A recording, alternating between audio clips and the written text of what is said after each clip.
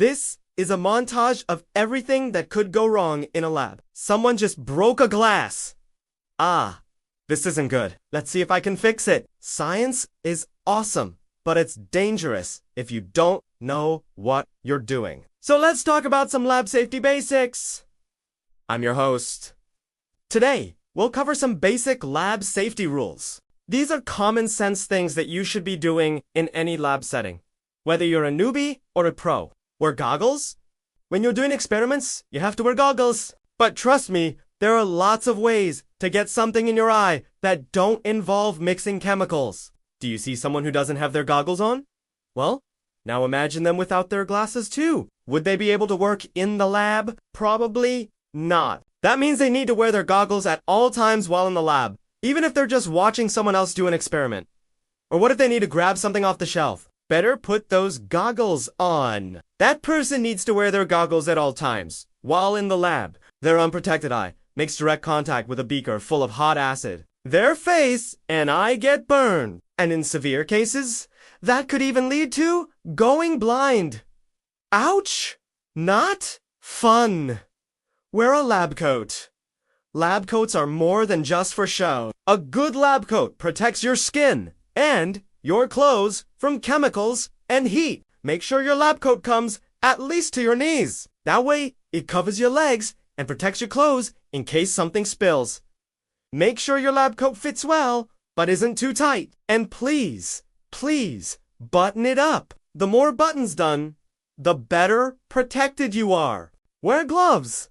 Chemicals can be dangerous if you touch them. That means you should never use your bare hands to pick them up. Instead, you should always wear appropriate gloves for the task at hand. You can wear nitrile gloves to protect your hands from most chemicals. If you're working with a strong acid or base, you should wear a glove with acid or base resistant coating. If you're working with extremely high temperatures, then you should wear heat resistant gloves. One last thing, never reuse disposable gloves. Once they're off, throw them out. Know your lab layout. On your first day in a new lab, you should spend time learning its layout. That means knowing where the exits are located, including the emergency exits, where the fire extinguisher is, and where the safety shower and eye wash station are. If you're working with dangerous chemicals, it's also helpful to know where the fume hood is. Safety equipment can save lives in an emergency, but only if you know where it is. Know the eye wash station. Chemicals can get into your eyes. If that happens, you need to flush them out immediately with water. To do this, head to the nearest eye wash station and turn on the water. Let it run for at least 15 minutes. This will help wash away the chemical and prevent burning. Whoa! It actually worked. We went to a lab and filmed an actual eye wash demo. Watch this. Our host has activated the eye. Notice that the water turns on automatically. This model uses water only, but some eye wash stations have a green chemical solution. Both water and the green solution are effective at removing chemicals from your eyes. Now we'll let the eye wash run for 5 seconds so you can hear what it sounds like. 1, 2, 3, 4, 5. Remember, if chemicals get in your eyes, flush them out for at least 15 minutes at the eye wash station. Set a timer so you know how long you've been flushing. No distractions!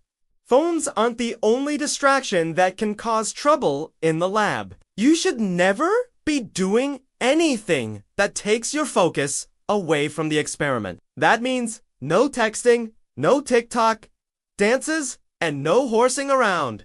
Doing something other than the experiment increases your risk of injury. It also wastes time and resources. So, focus on your experiment.